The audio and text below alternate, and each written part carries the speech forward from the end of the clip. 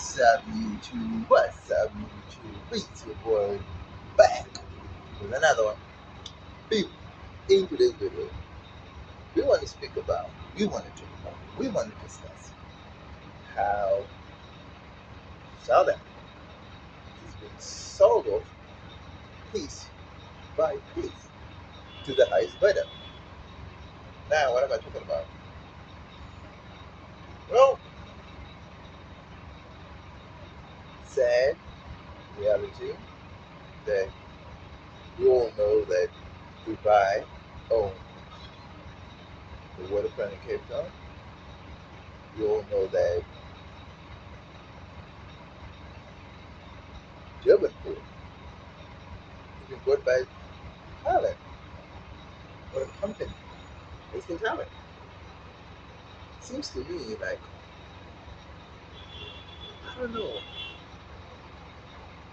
if money is a cancer, if money is more valuable than people, I don't know if, I don't know, I just don't know if governments actually care about the people, because I just, you know, I don't know if it's investments, or I don't know if it's actual sale of key assets.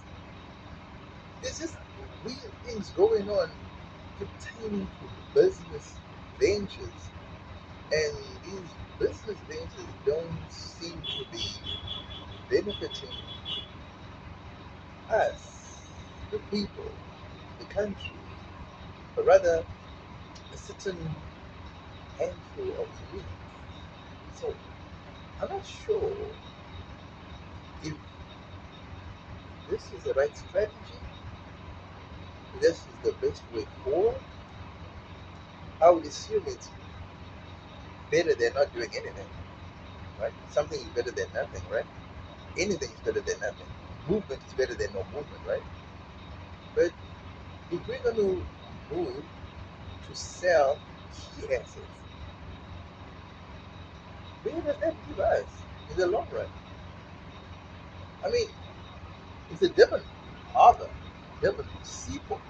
If that is sold, I mean, that is like a key point. That's like the basic point for that. Because that is sold off.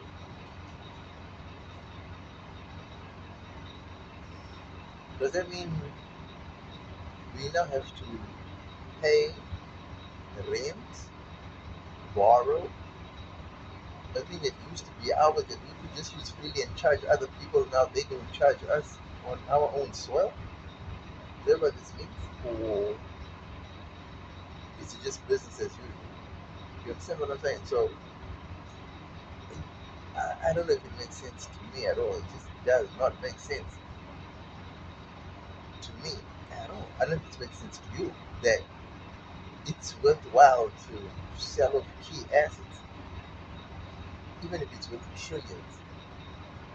I mean, if you could sell it, if they're willing to buy it for trillions or billions, how much are they willing, or how much are they going to make off of that for those key assets if they're willing to pay those exorbitant prices?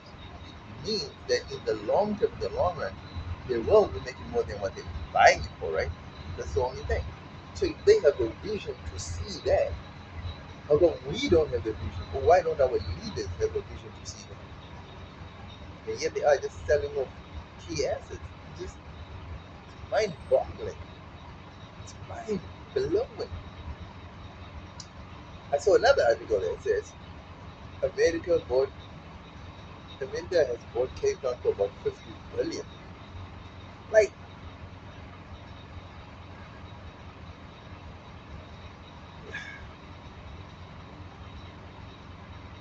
how? I mean, how does all this happen at our noses and we are clueless? I mean, how? I think we should have transparency when these people, leaders, go overseas and make these business deals with European leaders and American leaders because it's unfair to come on social media and watch TV news and you don't even know if it's speculation, if it's fake news. You don't even know none of that, right? All you just know is that you're seeing figures flying around. You just hear that's been sold or that's been bought, and you don't even know if it's true or not, right? But I always say like, where there's smoke, there's fire, or where there's a flame, there's a spark, or where there's a fire, there's a fry, or where there's smoke, there's a fry, or a barbecue, whichever way you want to call it. It's just never seems to stop. Every day we wake up to new conspiracies, new problems, new. I don't know, guys. I mean, the other day we woke up and there was Palestinians on our doorstep, literally. So, where do we go as a country? What do we tackle first? I mean, it's enough already dealing with people that are just walking into our borders, walking through the borders, swimming over the rivers and coming into the country. Now we have people flying into the country with no proper documentation. Not that it's any fault of the government, right? I mean, they claim they don't know anything. So they have been stuck for 12 hours on a plane trying to find out why they were here, how they came, and even,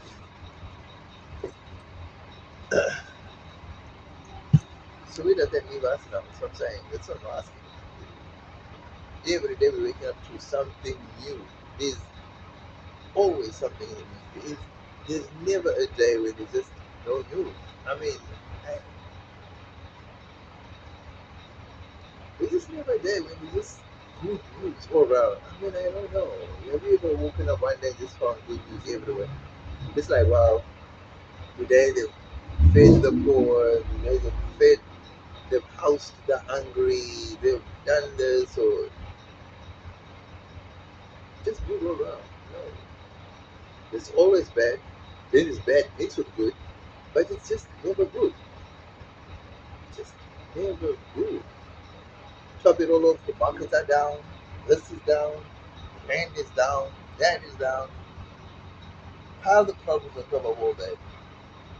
And that's South Africa. That's the South Africa we live in. And for some reason, we still standing. I don't get it, bro. I just don't understand it. What would you do if you were president for a day or for a week? You know, what problems would you tackle first? Because the corruption train seems to have long left the station, so you can't solve that one because all parties seem to be on the same train that has left the station. Unless you have to wait for the old guard to die out for us to now solve it, because as long as the old guard is in charge and power, it's going to remain as the status quo. And there's nothing we can do about that because we do not have the power, economic or political. So what do we do? Sit back and watch? Let them do as they please? I mean, as you speak now, country's been sold off. First, it all started with state assets being broken up, being sold off to private buyers. Now, key strategic key points and assets have been sold off to international buyers. Seems to me like people are thinking, well, we're not going to be around for much longer, so might as well go to the bank. Buying is the keyword. Man, how do you do that to an entire nation? How do you do that to a people? Telling, man, that is a movie, bro. It's a movie up in here, you know.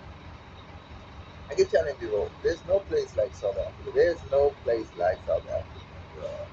Yeah, other countries are just as beautiful as South Africa, or even more beautiful than South Africa, scenery, greenery, and all that. But when it comes down to practical everyday life, politics, economics, the kind of thing, activities, oh, dude, South Africa is like top of the pops, top of the pops. And it's a beautiful thing to see because there's never a dull moment in South Africa. Never a dull moment. Never. So we take it with a pinch of salt, with a grain of salt, whatever you want to call it, and we just roll with the punches. That's what we do. There's nothing else we can do. Because even if we tried, we couldn't do anything. Sadly,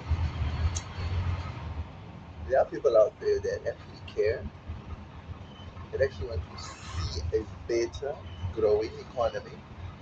Not everyone is as corrupt. That's the great thing. We need more such people, more such organizations. We actually need more strategic, critical thinkers, like a think tank that can actually move the country forward rather than people that are just thinking about self enrichment. Because at this point, it's all business. It's all business because, trust you me, Kevin was already Kevin already has a housing problem. Firstly, we have a housing shortage. Now we're experiencing high rentals. So not only are you on a housing list that will probably never get all the accommodation in the best areas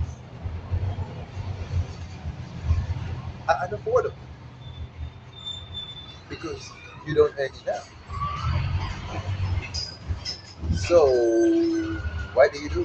What do we do? How do we solve it? Sad to think that revolution is like the only solution at this point. Go back to demonstrating and striking and protesting.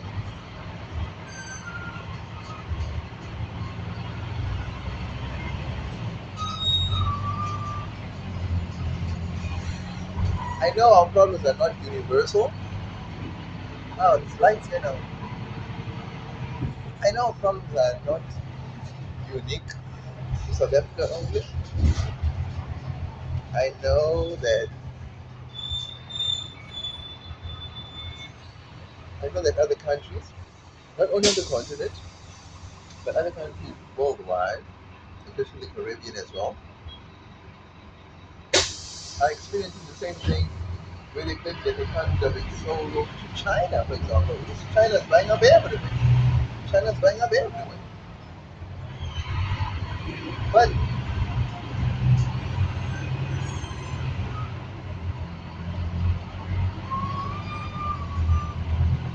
is it a bad thing if foreign governments own vital, strategic landmarks, properties, or assets within a country? I mean, is it a bad thing? Do we lose sovereign status? Do we lose security? Do we lose anything that's remotely close to being a sovereign nation? Once you start selling key assets and key points to China and America, for example, Russia, well, they're busy buying up our stuff. Who's buying up theirs? Nobody. Are they even willing to sell theirs? That's the whole point. Not exactly. So if they're not willing to sell theirs, oh, why are we so quick? to sell ours.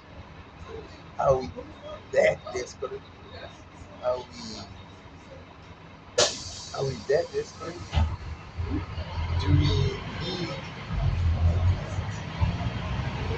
their money that badly? Is there no other way that we can generate cash using our own minerals and resources? Can we not look inwardly instead of always looking externally, outwardly?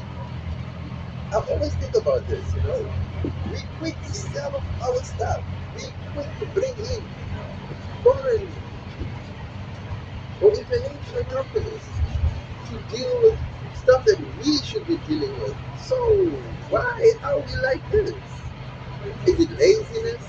Because one thing I do know is that we have resources to put. We may not have that much gold anymore, but I know we have an abundance of other resources. Could we not tap into that? That is my thing. Could we not tap into that and sell that stuff? Like for example, we have 400 years worth of coal. Let's start there. Let's start there. Let's ignore the international community by saying, no, we don't want coal because they were funneling coal. They were taking our coal.